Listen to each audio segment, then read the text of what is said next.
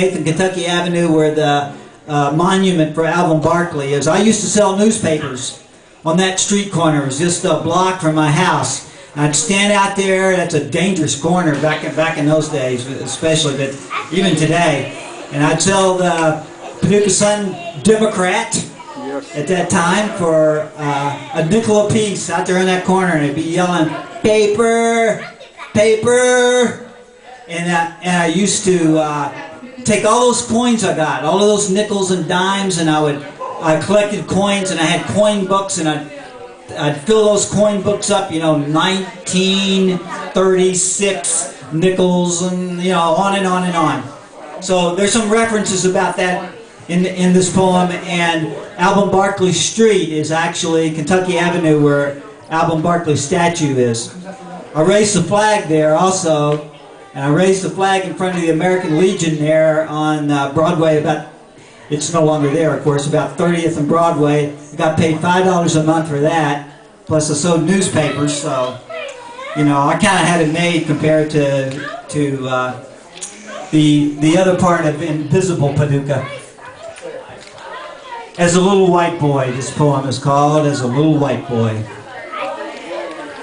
I remember the whites-only sign at the Columbia Movie House, where on Saturday mornings I couldn't see who was sitting in the balcony.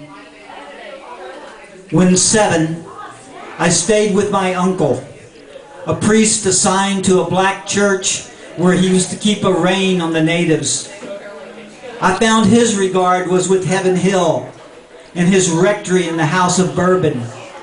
So without fear, I ran down the back alley to play with my age peers, and they, amazed that I could read the church festival poster on the light pole, started calling me loaf and cracker, and like an ugly whiteling, sent me back inside to ask for definitions.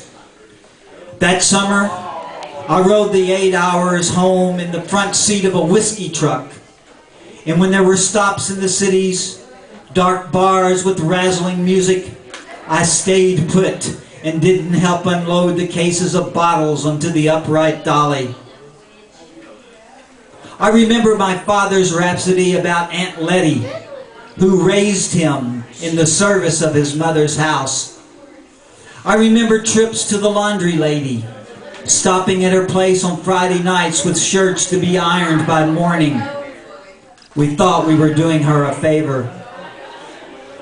My elementary school, St. Thomas More at that time, my elementary school was blackless. In Seminary High School, our only one was Puerto Rican.